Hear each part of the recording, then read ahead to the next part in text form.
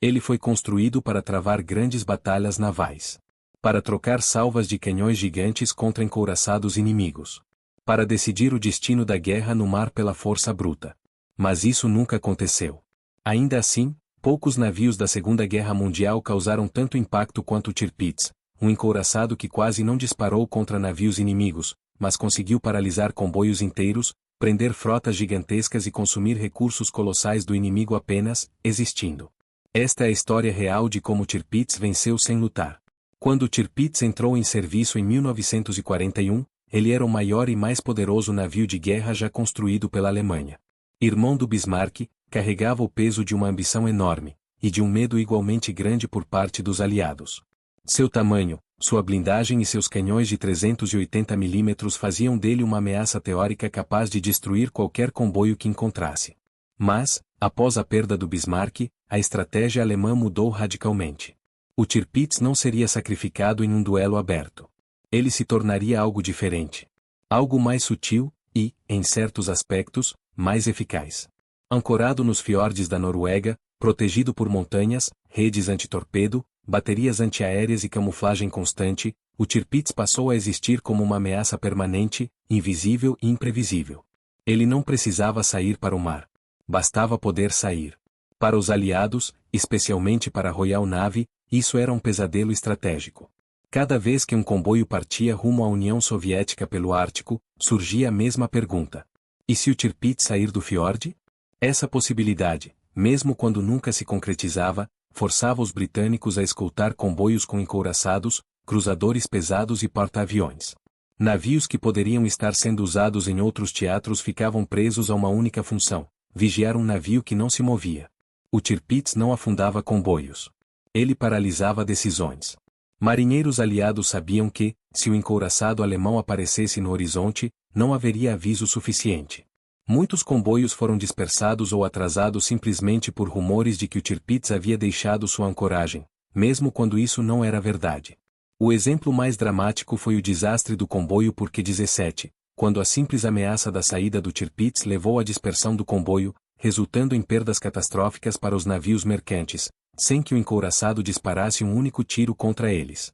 Enquanto isso, para os marinheiros alemães a bordo do Tirpitz, a guerra era estranha e frustrante.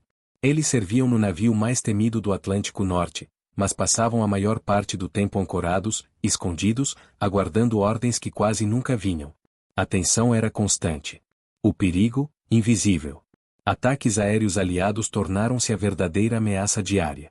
O Tirpitz virou um imã de recursos inimigos. Os britânicos tentaram tudo. Ataques de mini-submarinos. Bombardeios aéreos repetidos. Operações especiais. Armas experimentais. Tudo para destruir um navio que, paradoxalmente, não estava lutando. E, ao fazer isso, desviaram aviões, pilotos, navios e planejamento de outros frontes. Cada tentativa de neutralizar o Tirpitz era uma vitória indireta para a Alemanha, mesmo quando fracassava. Ao longo desta narrativa, vamos acompanhar. Porque o Tirpitz quase nunca foi autorizado a sair para combate. Como ele influenciou diretamente a estratégia naval aliada. O impacto psicológico de sua simples presença. As operações desesperadas criadas só para destruí-lo. E por que, mesmo sendo afundado no fim, ele cumpriu seu papel estratégico. Porque o Tirpitz prova algo raro na história militar. Às vezes, não lutar é a forma mais eficaz de lutar. É a partir dessa ameaça silenciosa, escondida entre fiordes gelados, que seguimos agora. Depois da destruição do Bismarck, a Kriegsmarine aprendeu uma lição dura demais para ser ignorada. Um encouraçado alemão solto no Atlântico atraía não apenas comboios, mas toda a fúria industrial britânica. O preço de um confronto direto era alto demais, e o Tirpitz era valioso demais para ser perdido em uma única batalha.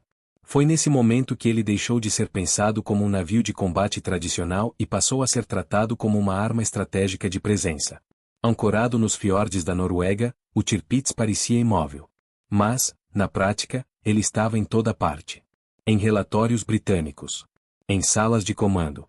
Na mente de almirantes responsáveis pelos comboios do Ártico.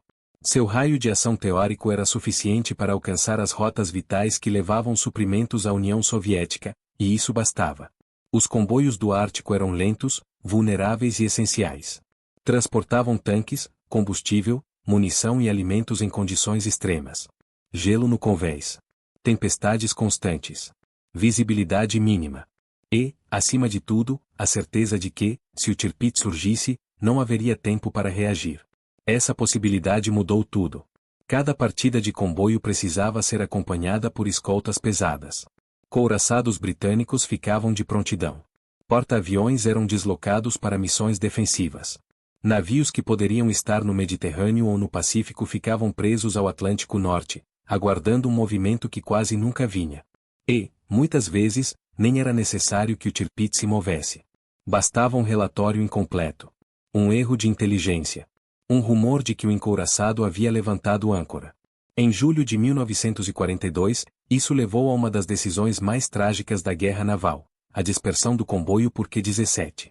Temendo que o Tirpitz estivesse a caminho, o comando aliado ordenou que os navios mercantes se espalhassem, abandonando a proteção das escoltas. O resultado foi devastador. Submarinos e aviões alemães destruíram a maior parte do comboio. O Tirpitz não apareceu. Não disparou. Não afundou nenhum navio. Ainda assim, foi o centro invisível da tragédia. Para os marinheiros aliados, isso criou uma sensação sufocante. Eles navegavam sabendo que o maior perigo talvez nunca fosse visto. Que a ameaça mais letal podia estar escondida atrás de montanhas geladas, aguardando, ou apenas sendo mencionada em um relatório errado. Enquanto isso, a bordo do Tirpitz, a guerra tinha outro ritmo. Os marinheiros alemães viviam em estado constante de alerta, mas raramente em combate aberto. A rotina era feita de camuflagem, manutenção e preparação para ataques aéreos. Redes eram estendidas sobre o navio. Pinturas mudavam conforme as estações. Canhões antiaéreos eram testados repetidamente. Eles não estavam caçando. Estavam sendo caçados. E isso também fazia parte da equação estratégica. Cada bombardeiro britânico enviado à Noruega, cada piloto treinado para atacar o Tirpitz, cada operação especial planejada exclusivamente para destruí-lo, era tempo e recurso desviados de outros alvos. O encouraçado transformou-se em um sumidouro de atenção inimiga. A Alemanha sabia disso. Os aliados sabiam disso. E, mesmo assim, ninguém conseguia escapar dessa lógica. O Tirpitz não precisava vencer batalhas navais para cumprir sua função. Ele precisava existir, grande, ameaçador, imprevisível, para forçar o inimigo a jogar defensivamente. A obsessão em neutralizar o Tirpitz levou os aliados a cruzarem uma linha invisível. Se métodos convencionais não funcionavam, métodos inéditos precisariam ser criados. Assim nasceu uma das operações mais ousadas, e arriscadas, da guerra naval. Em setembro de 1943, após sucessivos bombardeios aéreos com resultados limitados, a Royal Navy decidiu atacar o encouraçado por baixo.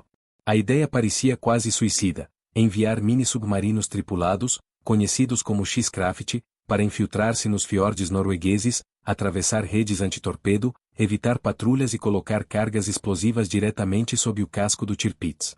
Os homens escolhidos sabiam exatamente o que estavam enfrentando. Os X-Craft eram pequenos, lentos e desconfortáveis. Qualquer falha mecânica, qualquer detecção prematura, significaria captura ou morte. Ainda assim, avançaram. A infiltração foi um teste extremo de nervos. Correntes traiçoeiras, visibilidade mínima, obstáculos artificiais e vigilância constante. Alguns X-Craft foram perdidos antes mesmo de alcançar o alvo. Outros conseguiram chegar perto o suficiente para cumprir a missão. As cargas foram colocadas. Os temporizadores, acionados. Quando as explosões ocorreram, o efeito foi devastador, não em termos de afundamento, mas de incapacitação. O Tirpitz sofreu danos estruturais sérios. Eixos foram empenados. Sistemas internos, destruídos. O encouraçado ficou fora de ação por meses. Para os aliados, foi uma vitória estratégica crucial. Mas aqui está o paradoxo que torna o Tirpitz único. Mesmo danificado, ele continuou cumprindo seu papel. Enquanto estava em reparos, os aliados ainda precisavam considerá-lo uma ameaça potencial. Não havia garantia de que ele não voltaria a operar repentinamente. A simples possibilidade mantinha escoltas reforçadas e planos defensivos em vigor. O encouraçado ferido ainda paralisava decisões. Para os marinheiros alemães a bordo, a situação tornou-se ainda mais tensa. Agora, além de ataques aéreos frequentes, havia a certeza de que o inimigo podia surgir de dentro da água, silencioso, invisível. O fiord, antes visto como refúgio, começava a parecer uma armadilha. A cada novo ataque frustrado, os aliados ajustavam suas táticas. Bombardeiros mais pesados foram empregados. Novos tipos de bombas começaram a ser testados. A caçada ao Tirpitz transformou-se em um laboratório de inovação militar, tudo para eliminar um único navio que raramente deixava sua ancoragem. E isso levanta uma pergunta incômoda, que poucos comandantes gostam de admitir. Quantos recursos foram consumidos? Quantos homens arriscados? Quantas operações inteiras desviadas? Por causa de um navio que quase nunca lutou? O Tirpitz havia se tornado algo maior do que um encouraçado. Ele era uma ideia armada. Uma presença que distorcia o planejamento inimigo, obrigava a decisões defensivas e criava medo desproporcional ao seu uso real.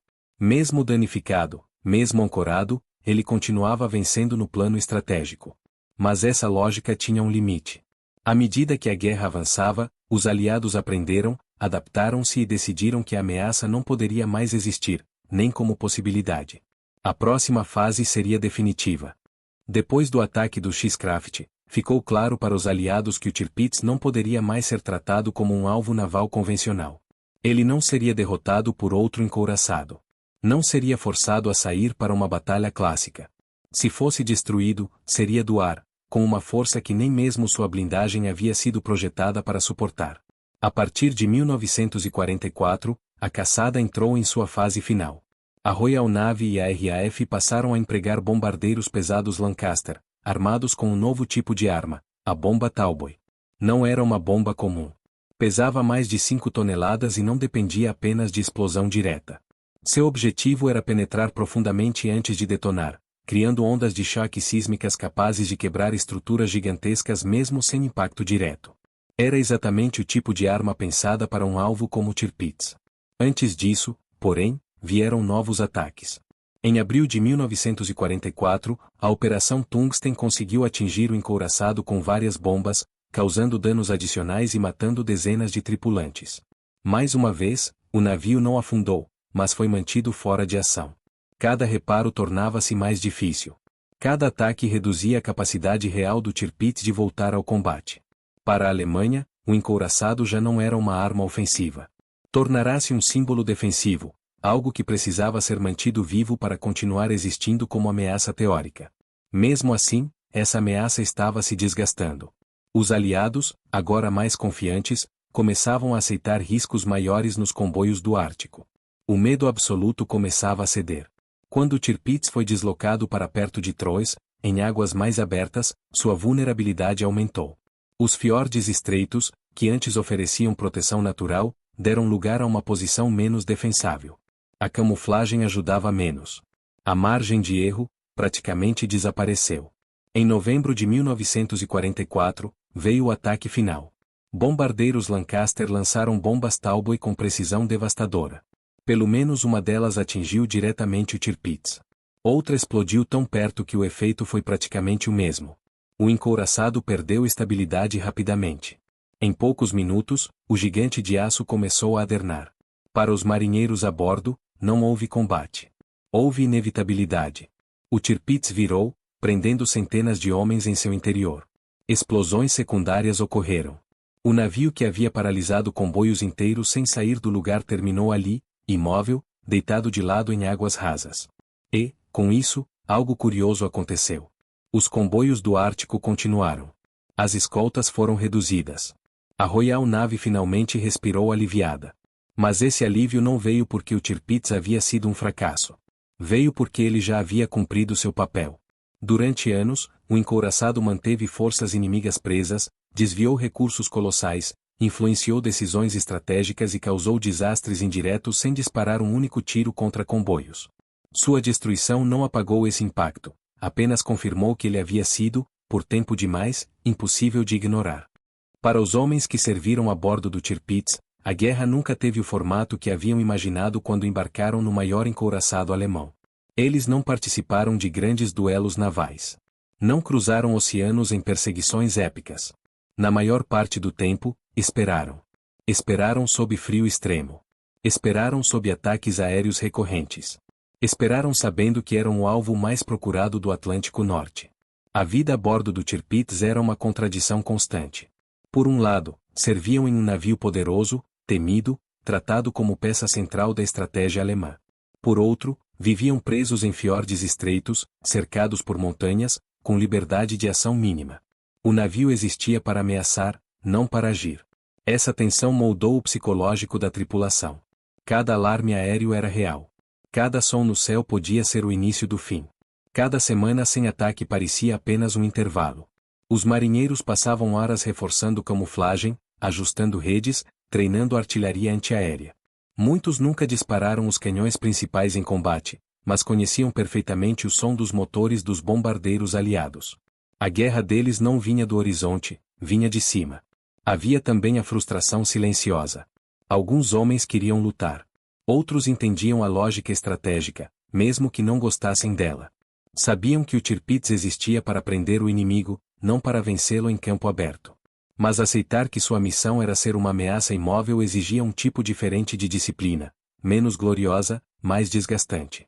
Enquanto isso, do lado aliado, a percepção era clara. O Tirpitz precisava ser destruído não porque estivesse afundando navios, mas porque distorcia toda a guerra naval no norte. Ele obrigava a decisões defensivas constantes. Criava cautela excessiva. Introduzia medo onde não havia contato direto. Isso é o coração da história. O Tirpitz não venceu batalhas. Ele venceu tempo. Venceu a tensão. Venceu recursos inimigos. Durante anos, os aliados planejaram operações em função dele. Escoltaram comboios como se o encouraçado estivesse prestes a surgir a qualquer momento. Cancelaram, atrasaram e dispersaram frotas por causa de sua simples possibilidade de ação. Em termos estratégicos, isso é dissuasão pura. O Tirpitz fez exatamente o que uma arma de dissuasão deve fazer: forçar o inimigo a agir como se o pior fosse inevitável, mesmo quando ele nunca acontece. Cada comboio que saiu mais tarde, cada navio extra destacado para escolta, cada piloto enviado à Noruega foi uma pequena vitória silenciosa. Quando o encouraçado finalmente virou e afundou em 1944, muitos viram apenas o fim de um navio que nunca lutou.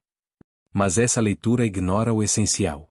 O Tirpitz não foi mantido vivo por erro ou covardia.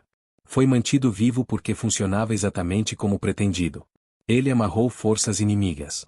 Criou medo estratégico. E comprou tempo para uma marinha que não podia enfrentar a Royal Navy de igual para igual. É por isso que o Tirpitz ocupa um lugar tão estranho, e tão importante, na história naval. Ele desafia a ideia clássica de vitória. Mostra que, em certos contextos, a ameaça pode ser mais poderosa do que o uso da força. Ainda falta fechar esta história de forma definitiva. Avaliar se esse tipo de vitória tem custo humano. O que sobrou para os marinheiros que sobreviveram. E por que o Tirpitz continua sendo estudado não como fracasso, mas como lição estratégica. Do lado aliado, a percepção do Tirpitz evoluiu de medo imediato para cálculo frio, mas isso levou tempo, e custou caro. Nos primeiros anos, cada decisão relacionada aos comboios do Ártico era tomada sob a sombra daquele encouraçado. Não importava o que os relatórios diziam naquele dia, importava o que poderia acontecer se o Tirpitz resolvesse sair. Essa lógica moldou rotinas inteiras. Antes de cada comboio, havia debates extensos: quantos navios de escolta? Que tipo de escolta? Qual rota? Em que condições climáticas? Em que janela de maré? Tudo isso não por causa de um ataque em andamento, mas por causa de um risco latente. O Tirpitz transformou o planejamento aliado em um exercício constante de contenção. E contenção, em guerra, custa recursos. Couraçados britânicos permaneceram semanas em prontidão, com caldeiras quentes, tripulações a postos, combustível consumido, sem disparar um tiro. Porta-aviões foram mantidos no norte quando poderiam apoiar outras frentes. Aeronaves de reconhecimento voaram missões repetitivas sobre a Noruega apenas para confirmar se o encouraçado ainda estava lá. Muitas vezes, a confirmação vinha: sim, ele ainda está ali. E isso, paradoxalmente, não resolvia nada. Porque o perigo não era um movimento observado, era um movimento possível. Essa pressão psicológica atingia também os marinheiros aliados. Tripulações de escolta sabiam que, se o Tirpitz aparecesse, o combate seria rápido e brutal. Não haveria manobra elaborada. Um encouraçado daquele porte podia destruir navios mercantes e escoltas em minutos. Essa consciência criava tensão constante, mesmo em dias aparentemente calmos. Com o tempo, os aliados começaram a aprender a conviver com a ameaça, não a ignorá-la, mas a administrá-la. A inteligência melhorou. A coordenação aérea aumentou. A confiança nas próprias escoltas cresceu. Aos poucos, a paralisia inicial deu lugar a uma cautela calculada. Esse processo foi lento, porque exigia algo difícil em guerra: aceitar risco. Cada comboio que partia com escolta ligeiramente reduzida era um teste. Cada decisão de não dispersar navios diante de rumores era um passo fora da sombra do Tirpitz. E, gradualmente, ficou claro que o encouraçado alemão, embora ainda perigoso, estava cada vez mais limitado por sua própria estratégia defensiva. Ele continuava sendo uma ameaça. Mas já não era uma ameaça absoluta. Isso não diminui seu impacto. Pelo contrário, mostra o quanto foi eficaz por quanto tempo. Poucos sistemas de armas conseguem manter tamanha influência estratégica sem uso direto. O Tirpitz conseguiu isso porque operava em um ponto sensível do teatro de guerra, contra linhas de suprimento vitais, em um ambiente extremo onde qualquer erro tinha consequências amplificadas. No fim das contas, quando os aliados decidiram eliminá-lo definitivamente, não foi apenas para liberar rotas marítimas. Foi para encerrar um estado mental. Para remover uma variável que havia distorcido decisões por anos. Para devolver fluidez a um sistema que operava sob tensão permanente. Mas essa escolha final, destruir o Tirpitz a qualquer custo, também revela algo importante. Os aliados reconheceram, tardiamente, que ele havia sido bem-sucedido demais. Quando o encouraçado virou em Trons, em novembro de 1944, a cena não teve nada de grandiosa. Não houve duelo. Não houve resposta possível. Houve confusão, explosões internas e homens tentando escapar de um casco que se tornava, segundo a segundo, uma armadilha. Para os marinheiros alemães, aquele foi o momento em que a lógica abstrata da estratégia encontrou o custo humano real. Centenas morreram presos no interior do navio. Outros conseguiram escapar para a água gelada. Muitos dos sobreviventes relataram depois uma sensação estranha, não de derrota em combate, mas de fim de espera. A guerra deles havia sido, por anos, um estado permanente de alerta sem liberação. O afundamento encerrou isso de forma brutal. E, ainda assim, mesmo naquele fim, o Tirpitz permaneceu fiel ao papel que desempenhara durante toda a sua existência. Ele não foi derrotado em batalha naval. Foi eliminado porque continuava sendo perigoso sem lutar. Do ponto de vista estratégico, a decisão aliada de empregar bombardeiros pesados e armas especiais contra um navio praticamente imóvel revela o quanto ele ainda distorcia o planejamento inimigo. Não se destrói algo assim por simbolismo. Destrói-se porque não se pode permitir que continue existindo. Após o afundamento, os efeitos foram imediatos. Os comboios do Ártico passaram a operar com menos restrições. Escoltas pesadas foram redistribuídas. Porta-aviões e couraçados puderam ser empregados em outros teatros. Um peso invisível foi retirado do planejamento aliado. O simples fato de o Tirpitz não existir mais mudou a forma como decisões eram tomadas. Isso, por si só, é uma medida clara de sucesso estratégico. Para os marinheiros alemães que sobreviveram, porém, restou uma sensação ambígua. Muitos haviam servido por anos no navio mais temido do norte sem jamais disparar seus canhões principais contra um inimigo de superfície. Alguns se perguntaram se tudo aquilo havia valido a pena. Outros compreenderam, com o tempo, que haviam participado de algo raro, uma forma de guerra em que a ameaça substitui o confronto. O Tirpitz ensinou uma lição desconfortável, mas profunda. Que poder não é apenas o que se usa, mas o que obriga o outro a reagir. Que, em certos contextos, um navio parado pode ser mais influente do que uma frota em movimento. E que a vitória estratégica nem sempre coincide com a imagem clássica de batalha e destruição mútua. Essa lógica não terminou em 1944. Ela atravessou o século.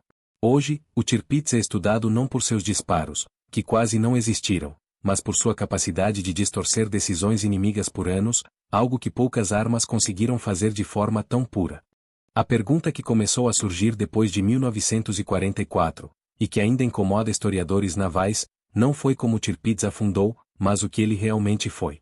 Porque, se olharmos apenas para números frios, o encouraçado parece quase um paradoxo. Poucas saídas ao mar. Nenhuma grande batalha naval vencida. Nenhum comboio destruído diretamente por seus canhões. E, ainda assim, ele moldou anos inteiros de guerra naval no Atlântico Norte. Isso obriga a repensar o que significa vencer no mar. O Tirpitz não foi projetado para ser um navio de dissuasão psicológica. Ele nasceu como instrumento clássico de poder naval, herdeiro direto da lógica das grandes frotas de linha. Mas as circunstâncias, a inferioridade numérica da Kriegsmarine, a perda do Bismarck, o domínio aliado do Atlântico, transformaram esse encouraçado em algo diferente, uma ameaça em potencial permanente. E potencial, em estratégia, pode ser tão decisivo quanto a ação. Durante anos, o simples fato de o Tirpitz poder sair dos fiordes forçou os aliados a proteger comboios além do que seria necessário contra submarinos e aviões. Manter forças pesadas em prontidão constante. Aceitar atrasos, dispersões e cancelamentos. Gastar recursos para neutralizar um único navio imóvel. Esse efeito é mensurável. Não em navios afundados pelo Tirpitz, mas em navios que os aliados deixaram de usar em outros lugares. Em oportunidades adiadas. Em decisões tomadas com cautela excessiva. Em erros cometidos por medo, como no Porquê 17. Nesse sentido, o Tirpitz funcionou como uma espécie de bloqueio invisível. Ele não bloqueava fisicamente as rotas do Ártico. Bloqueava a confiança. E confiança é um fator central em qualquer operação naval. Sem ela, mesmo a superioridade material se torna hesitante. O Tirpitz explorou exatamente isso, não a fraqueza técnica aliada, mas a impossibilidade de ignorar um risco catastrófico. Esse tipo de sucesso é desconfortável porque não se encaixa na narrativa tradicional de guerra. Não há batalha decisiva. Não há vitória clara. Há apenas influência contínua. Por isso, muitos oficiais aliados, após a guerra, admitiram algo revelador. O Tirpitz era mais perigoso parado do que provavelmente teria sido em combate aberto. Se tivesse saído para enfrentar a Home Fleet, as chances de sobrevivência seriam pequenas. Em vez disso, ao permanecer escondido, ele obrigou o inimigo a lutar contra uma possibilidade, algo que nunca pode ser derrotado de forma definitiva. Para os marinheiros alemães, isso significou servir em um navio que era mais símbolo do que arma. Para os aliados, significou planejar sob uma sombra constante. Para a história naval, significou um caso raro em que o valor estratégico superou completamente o valor tático. E é exatamente por isso que o Tirpitz continua sendo estudado. Não como exemplo de combate, mas como exemplo de dissuasão pura, de poder latente, de guerra vencida antes do disparo. Mesmo depois de destruído, o Tirpitz continuou influenciando a forma como a guerra no mar era pensada. Isso é raro. A maioria dos navios encerra sua história no momento em que afunda. O Tirpitz, ao contrário, começou a ser plenamente compreendido só depois que deixou de existir. Nos anos seguintes ao fim da guerra, oficiais navais britânicos e americanos revisitaram repetidamente o problema Tirpitz. Não para estudar manobras de combate, mas para responder a uma pergunta mais profunda. Como um único navio conseguiu distorcer decisões estratégicas de potências muito superiores por tanto tempo? A resposta não estava no aço, nem nos canhões. Estava na incerteza. O Tirpitz obrigou os aliados a planejar sempre pelo pior cenário possível. E planejar pelo pior cenário consome recursos, energia e atenção. É o tipo de desgaste que não aparece imediatamente nos mapas, mas que se acumula silenciosamente ao longo do tempo. Esse conceito atravessou o pós-guerra. Durante a Guerra Fria, a lógica que o Tirpitz havia demonstrado reapareceu em novos formatos. Frotas que existiam mais para serem temidas do que para lutar, submarinos estratégicos cuja principal função era não disparar, bases navais cuja força estava em sua simples capacidade de reagir. O Tirpitz foi um precursor involuntário desse pensamento. Ele mostrou que, em determinados contextos, o custo de ignorar uma ameaça pode ser maior do que o custo de combatê-la diretamente. E quando esse custo é alto demais, o inimigo passa a viver preso à sua própria cautela. Essa é uma vitória silenciosa e profundamente desconfortável. Porque ela não oferece imagens espetaculares. Não oferece batalhas decisivas. Não oferece finais claros. Oferece apenas um fato difícil de engolir. O Tirpitz obrigou os aliados a jogar um jogo que eles não queriam jogar, no ritmo que eles não escolheram, por mais tempo do que gostariam. E isso cobra um preço humano dos dois lados. Para os marinheiros aliados, significou missões longas, tensas, muitas vezes sem combate, mas sempre sob a sombra de uma ameaça invisível. Para os marinheiros alemães, significou anos de espera sob bombardeios, sabendo que eram caçados constantemente, mas raramente autorizados a agir. Ambos os lados pagaram. É por isso que o Tirpitz não se encaixa confortavelmente em narrativas simples de sucesso ou fracasso. Ele não foi um erro estratégico, nem um trunfo absoluto. Foi algo mais complexo, uma arma de dissuasão improvisada, moldada pelas circunstâncias e explorada até o limite. E esse limite, inevitavelmente, chegou. Quando os aliados decidiram que não bastava mais conter o Tirpitz, que ele precisava desaparecer, isso marcou uma transição importante, o momento em que a dissuasão deixou de ser tolerável e passou a ser inaceitável. A partir dali, o custo de mantê-lo vivo superou o custo de destruí-lo. Essa virada é tão importante quanto o afundamento em si. Ela mostra que toda arma de dissuasão tem prazo de validade. Que toda ameaça latente, cedo ou tarde, precisa ser enfrentada. E que a vitória obtida pela simples existência nunca é permanente. Ainda falta um último passo antes do encerramento definitivo desta história. Conectar o legado do Tirpitz diretamente à pergunta central do vídeo, como ele venceu sem lutar, e mostrar por que essa vitória foi real, mas também limitada. Seguimos. No fim, a história do Tirpitz não é a de um encouraçado que falhou por nunca ter travado uma grande batalha naval. É a história de um navio que cumpriu sua missão sem precisar lutar, e que, ao fazer isso, expôs uma verdade desconfortável sobre a guerra no mar. O Tirpitz venceu no plano onde poucas armas conseguem vencer. No plano da decisão inimiga. Ele não destruiu comboios com seus canhões. Destruiu a confiança com sua possibilidade. Durante anos, forçou os aliados a escutar rotas além do necessário, a manter forças presas a um único teatro, a dispersar comboios por medo, a gastar recursos imensos para neutralizar algo que raramente se movia. Cada atraso, cada navio desviado, cada operação criada apenas para vigiá-lo foi um efeito direto da sua existência. Essa é a essência da vitória estratégica. O Tirpitz não precisava sair dos fiordes.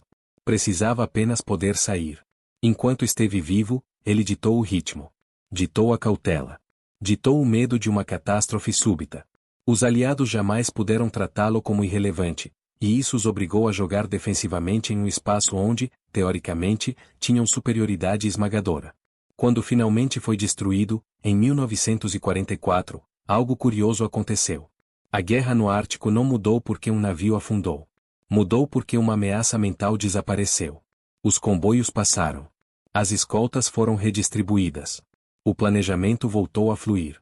Isso prova, de forma inequívoca, que o Tirpitz já havia vencido antes mesmo de virar de lado em Trons. Sua destruição não anulou seu efeito, apenas marcou o momento em que ele deixou de ser necessário. Para os marinheiros alemães, a vitória teve um custo amargo, anos de espera, ataques constantes, morte sem combate.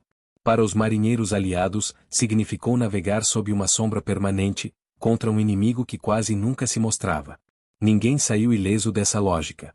E talvez seja por isso que o Tirpitz continue tão relevante.